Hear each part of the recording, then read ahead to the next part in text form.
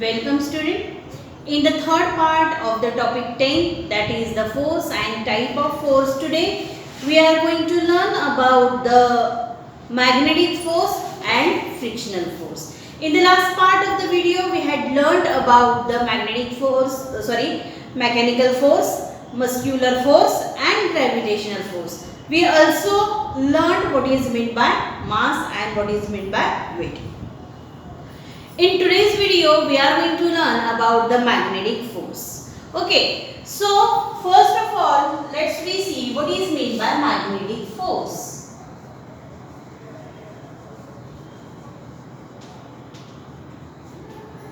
The word itself indicates it is related with the magnet.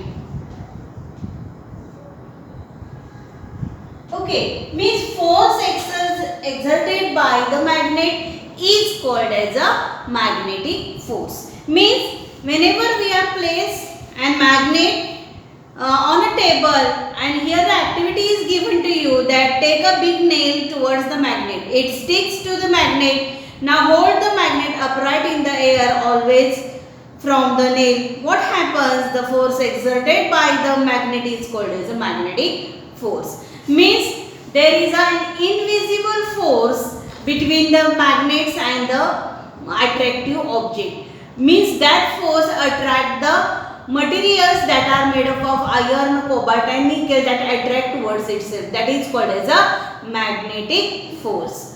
आपण त्याला चुंबकीय बल असं म्हणतो. जसं चुंबक हा जो आहे तो चुंबक काय करतो, ह्याच्यामध्ये एक असा अप्रत्यक्ष न दिसणारा असा एक बल असतं आणि त्या बलालाच काय म्हटलेलं आहे, चुंबकीय बल असं म्हटलेलं आहे. ओके, त्यानंतर आपण बघणार आहोत तो आहे म्हणजे frictional force.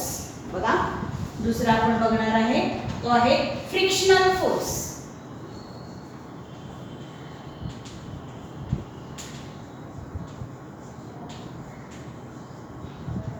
It is due to the friction. आता फ्रिक्शन म्हणजे काय, तर फ्रिक्शन म्हणजे घर्षण.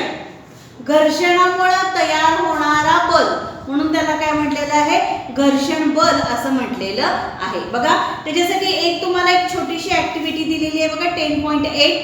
Frictional force when a carrom piece is flicked tightly it slides over a carom board but it stops at a certain distance. कॅरमच्या सौंटीला आपण हळू जर टिचकी मारली तर ती कॅरम बोर्ड वरून घसरत जाते आणि काही पुढे अंतरावर जाऊन ती थांबते. A ball rolling over a flat ground stops at a certain distance. Why does this happen? किंवा सपाट जमिनीवरून घरंगळणारा चेंडू काही अंतर पुढे जातो आणि मग नंतर तो थांबतो. बरोबर आहे. म्हणजेच काय, when two surfaces rub against each other the force of friction comes into play. म्हणजे दोन पृष्ठभाग, आता माझा हा हाताचा हा एक पृष्ठभाग आहे आणि हा एक पृष्ठभाग आहे. माझे हे दोन्ही हाताचे दोन पृष्ठभाग ज्यावेळी एकमेकांच्या वर घासतील त्यावेळी इथं एक बल तयार होतं आणि या बलालाच काय म्हटलेलं आहे, फ्रिक्शनल फोर्स असं म्हटलेलं आहे. दोन पृष्ठभाग एकमेकांवर घासत असतात त्यामध्ये घर्षण बल कार्य करू लागते. ते नेहमी गतीच्या विरोधात काम करते. Frictional force always acts against the direction of motion. लक्षात ठेवायचं आहे.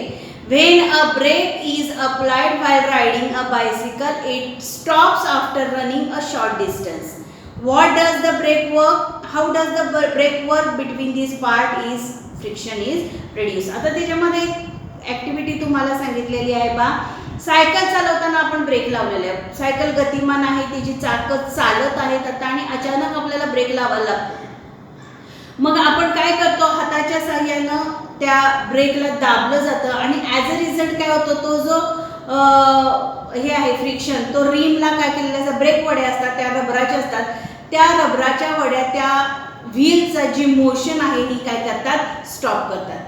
आणि इथं सुद्धा घर्षण घडून येतं, म्हणजेच तिथं फ्रिक्शन घडून येतं आणि हे फ्रिक्शन ज्यावेळी थांबतं तिथं त्यावेळी ती सायकल जी आहे त्याची मोशन काय होते, थांबत असते. लक्षात ठेवायचं. हां, तर आता त्याच्यासाठी एक छोटीशी अजून एक ऍक्टिव्हिटी तुम्हाला दिलेली आहे बघा. Take a 2 piece of a smooth paper and 2 of a sandpaper and rub them against each other. What do you notice? गुळगुळीत कागदाचे आपण जसं आपण गोटीव कागद म्हणतो की नाही, क्राफ्ट पेपर, तो जर एकमेकांच्यावर घासला आणि पॉलिश करणारा सँड पेपर आहे तो एकमेकांच्यावर घासला तर तुम्हाला काय जाणवतं? पॉलिश पेपर कसा असतो? खरबरीत असतो, बरोबर आहे, आणि त्यामुळे तो घासताना थोडीशी अडचण येते. पण जो क्राफ्ट पेपर आहे तो गुळगुळीत असल्यामुळे एकमेकांना घासायला ते इझी जातं, बरोबर आहे. म्हणजेच काय आहे सांगितले बघा, the smooth surface can be easily rub against each other because the force of friction between them is less. ज्यावेळी दोन पृष्ठभाग, दोन सरफेसेस स्मूथ असतील त्यावेळी त्यांच्यामध्ये जे असणारं जे फ्रिक्शन आहे हे फ्रिक्शन लेस असतं.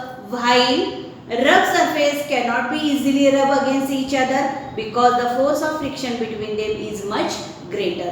आता दोन पृष्ठभाग जे खरबरीत आहेत, उंचवटा असणारे असे आहेत, म्हणजे सपाट नाही आहेत, आणि त्यांचं ज्यावेळी घर्षण होतं ते घर्षण काय होतं? जास्त होतं, आणि त्यामुळे तिथं फ्रिक्शन हे जास्त तयार होत असतं. आता याचाच रेफरन्स घेऊन एक उदाहरण तुम्हाला दिलेलं आहे पहा. It is possible for us to walk on the ground easily but because of the force of friction. म्हणजे जमिनीवरून चालत असताना घर्षण बलामुळे आपण पुढे जाणं आपल्याला शक्य होतं. If there is no friction, जर त्यामध्ये फ्रिक्शन झालं नाही, we would slip and fall, मग आपण काय पाय घसरून पडू शकतो. उदाहरणार्थ दिलेलं आहे बघा, we are very likely to slip while walking on a oily or a wet floor. oily म्हणजे तेलकट आणि wet म्हणजे ओले. ओलं किंवा तेलकट फरशीवरून आपला पाय चालताना सहज घसरण्याची शक्यता असते, कारण घर्षण हे काय असं दोन पृष्ठभाग म्हणजे आपला पायाचा तळवा आणि वरचा जो जमिनीचा पृष्ठभाग ज्याच्यावर तेल पडलेला आहे किंवा पाणी पडलेलं आहे हा गुळगुळीत होतो, आणि दोन गुळगुळीत पृष्ठभाग झाल्यामुळे म्हणजे घसरण्याची जास्त शक्यता असते. A force of friction is generated between the wheels. दुसरा अजून एक उदाहरण दिले बघा. Why is a wooden plank laid down for pulling out a car which is stuck in a mud. आता बघा, एखादी कार आहे की जी चिखलामध्ये अडकलेली आहे, तर ती काढत असताना त्याच्यामध्ये लाकडी फळी घातली जाते बघा. तर याचं काय आन्सर सांगितलेलं आहे. अ force of friction is generated between the wheels and the wooden plank laid down under the car. आता हे जे थोडक्यात मला मी दाखवते, हे व्हील आहे असं समजायचं गाडीचं, आणि हे चिखलामध्ये असं रुतलेलं आहे. तर आता हे बाजूला काढायचं आहे बघा, हे आपल्याला वर काढायचं आहे, चिखलात रुतलेलं आहे. तर या ठिकाणी काय केलं जातं? पीस ऑफ वूड घातला जातो, आणि इथून त्याला काय केलं जातं? फोर्स लावला जातो. ॲज अ रिझल्ट काय होतं? हा फोर्स ह्याच्यावर ऍक्ट होतो आणि हा इथं ऍक्ट होतो, आणि ॲज अ रिझल्ट काय होणार आहे? हे चाक काय होतं?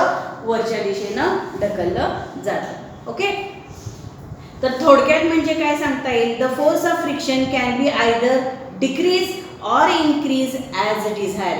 आपल्याला गरजेप्रमाणे घर्षण बल आपण कमी किंवा अधिक करू शकतो. ओके, म्हणजे आपल्याला जसा पाहिजे तसा घर्षण बलामध्ये आपण बदल घडवू शकतो. हा जो घर्षण बल आहे हे कशाच्या विरुद्ध आहे? आपल्या always it's acts in against the motion, गतीच्या विरुद्ध असणारं हे बल आहे. आणि लास्ट भाग आहे बघा त्याच्यामधला, इलेक्ट्रोस्टॅटिक फोर्स.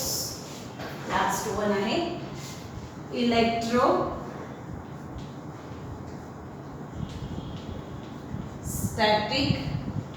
फोर्स. काय सांगितलेलं आहे पहा? इलेक्ट्रोस्टॅटिक फोर्स मध्ये त्यालाच दुसरं नाव आहे स्थितिक विद्युत बल. लिहून घ्या, नवीन शब्द आहे स्थितिक विद्युत बल. फ्रिक्शनल म्हणजे घर्षण बल, हे लक्षात ठेवा, बलाची नावं आहेत ही. तर आता ह्याच्यामध्ये काय दिलेलं आहे बघा, थोडंसं एक ॲक्टिव्हिटी दिलेली आहे 10.9 मध्ये बघा. एक टेबल आहे, टेबलवर कागदाचे कप्पे केलेले आहेत, आणि त्याच्यावर जो प्लास्टिकचा कोंब आहे, कोंब म्हणजे कंगवा, हा काय केलेला आहे? रब केलेला आहे, म्हणजे घासलेला आहे, आणि त्या कागदाच्या तुकड्यांजवळ आणलेला आहे. तर तुम्हाला असं दिसेल की कागदाचे तुकडे त्या कंगव्याकडे आकर्षित झालेले दिसून येतात. बघा थोडीशी ॲक्टिव्हिटी काय आहे. Spread small pieces of paper on a table, rub a paper on off thermocol or an inflated balloon against a silk cloth and bring near these pieces. Rub the plastic comb against the dry hair and repeat the above activity. Rub a peacock feather म्हणजे मोराचं piece between the two pages of the notebook and bring near your finger.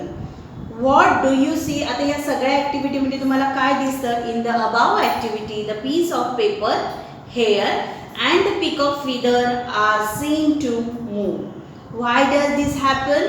Because of the temporarily formed force that is called as an electrostatic force. That force is produced in a specific material like a rubber, plastic, ebonite, and due to the friction the pieces of that small paper get attracted towards the comb or plastic or thermocol or any other cloth.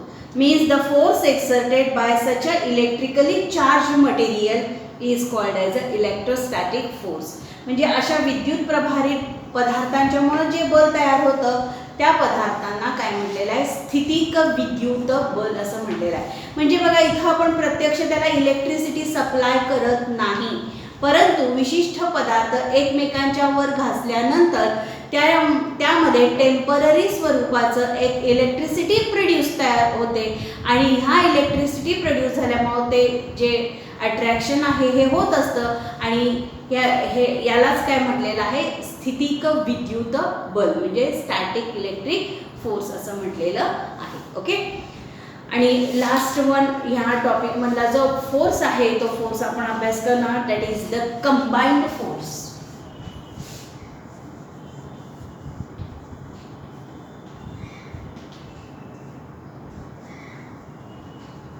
बघा काय सांगितलेलं आहे?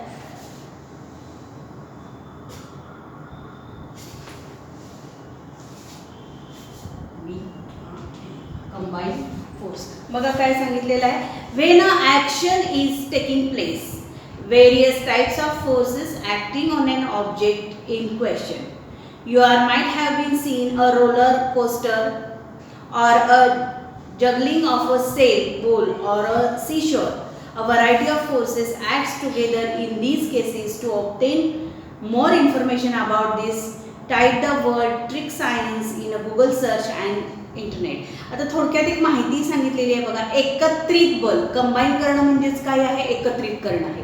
आणि अनेक बल ज्यावेळी एकत्रित येतात त्याला कंबाईन बल असं म्हटलं जातं. म्हणजे एखादी क्रिया घडत असताना एखाद्या वस्तूवर एकापेक्षा अनेक बल कार्य करत असतात तर त्याला काय म्हटलेलं म्हणजे रोलर कोस्टर असेल किंवा समुद्र किनाऱ्यावरची सेलबोट असेल, कसरती तुम्ही पाहिल्या असतील तर त्यामध्ये एकत्रितपणे अनेक बल लावलेली आपल्याला दिसून येत असतात. याची अधिक माहिती ट्रिक सायन्स हे गुगलवर इंटरनेटवर सर्च करा, तुम्हाला अनेक ह्याच्याबद्दलची माहिती मिळेल. आता थोडीशी गंमत तुम्हाला दिलेली आहे बघा. A little fun. Cut out a piece fish shape from a coloured plastic sheet. Fix a pin on one side of the fishes. Take water into a big deep plate. Release the fishes in it. They will float on water. Take a magnet and move it around over the water. Can you make other game like this? What makes such a game possible? आता एक काय छोटीशी activity सांगितलेली आहे बघा तुम्हाला. तर या ऍक्टिव्हिटी मध्ये तुम्हाला काय करायचं आहे? प्लास्टिकचे रंगीत असे छोटे छोटे मासे तयार करायचे, म्हणजे आकार त्याचा कट करायचा आहे आणि त्या प्लास्टिकला एक टाचण्या ज्या आहेत त्या तिथं काय करायचे? चिटकवायचे. असे वेगवेगळे मासे सगळे घ्यायचे आणि ते कट करून त्याच्यामध्ये एक टाचणी लावायची. एका भांड्यामध्ये पाणी घेऊन हे जे प्लास्टिकचे जे मासे आहेत ते सोडायचे. ते काय होणार आहे? प्लास्टिक असल्यामुळं काय होणार आहे? पाण्यावर आपल्याला फ्लोट झालेलं दिसून येईल, बरोबर आहे, म्हणजे ते फिरताना दिसून येईल पण त्याची डिरेक्शन आपल्याला दिसणार नाही. पण त्याच पाण्याच्या खालून म्हणजे त्या भांड्याच्या खाली जर आपण मॅग्नेट फिरवला, जर ज्या पद्धतीनं आपण ज्या डिरेक्शनमधनं तो मॅग्नेट आपण मूव्ह करतो त्या दिशेनं ते मासे आपल्याला फिरताना दिसून येतील. बिकॉज आता हे का झालं? मासे का फिरले? ते इट इज म्हणजे ते प्लास्टिक चित्र आहे.